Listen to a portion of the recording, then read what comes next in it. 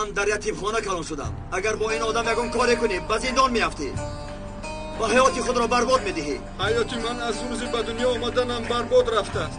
وقتی که من 5 ساله بودم پدرم از دنیا گذشت. مادرم برای آن که به پدر کلان نشوم با این نامرد خانه دار شد، ولی این بی‌شرف بوده است. مادرم برای من شده با این نامرد سالهای دراز زندگی کرد. این باشد فقط مادرم رو لط و کوب میکرد. گوش کن، با کشتن این مرد یگان چیز تغییر نمییابد. مادرت زنده است. این خیلی باشد تلفن رو دید با مادرم گپ زنم. در ماشین یاری تاجری چخیل گپ میزند.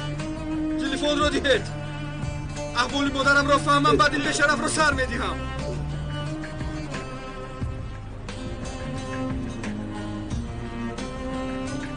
نگاه کردن نیستید. پرانیدین را، کشیدین را. تو دمت را گیر حیوان. دمت را گیر. آوازت را نبرار که من تو را قتل میکنم. زود باشد با مادرم گپ زدن میخوام. اکا این خیلی نمیشه. این کار خاتمه نمییابد. این طور باشد چیکار کنیم؟ راستش رو گپ میزنم.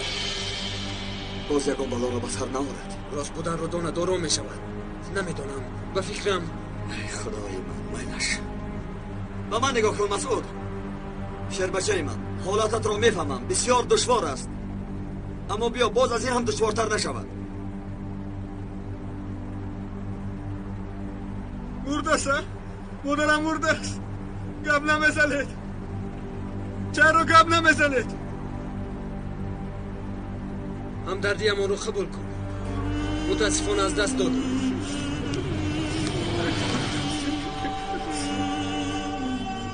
بیا شیر بچه، بیا التماس قاتل نشو. مادر جان، چرا مرا تنها گذاشته؟ تنها گذاشته.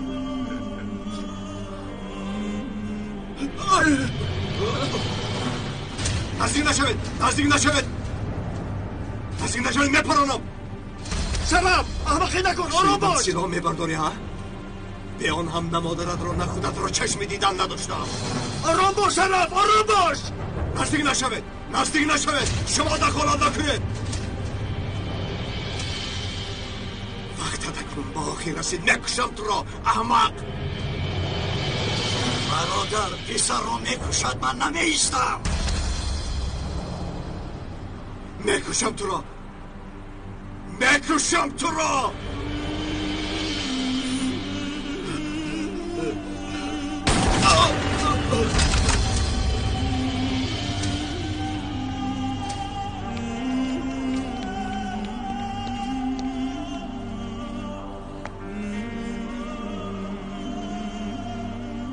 برادران شرف مرده است. سزایش همین.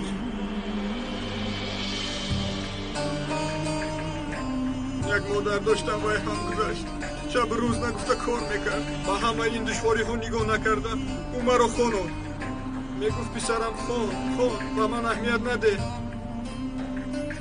همش خوب میشود. اکنون من چیکار میکنم؟ به کجا میروم؟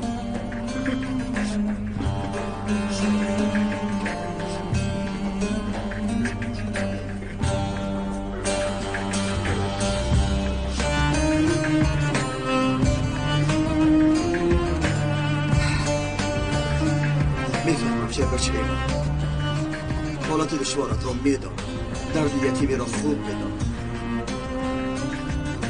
میگذرد، همش میگذرد. ببین مادر بری تو خواهی.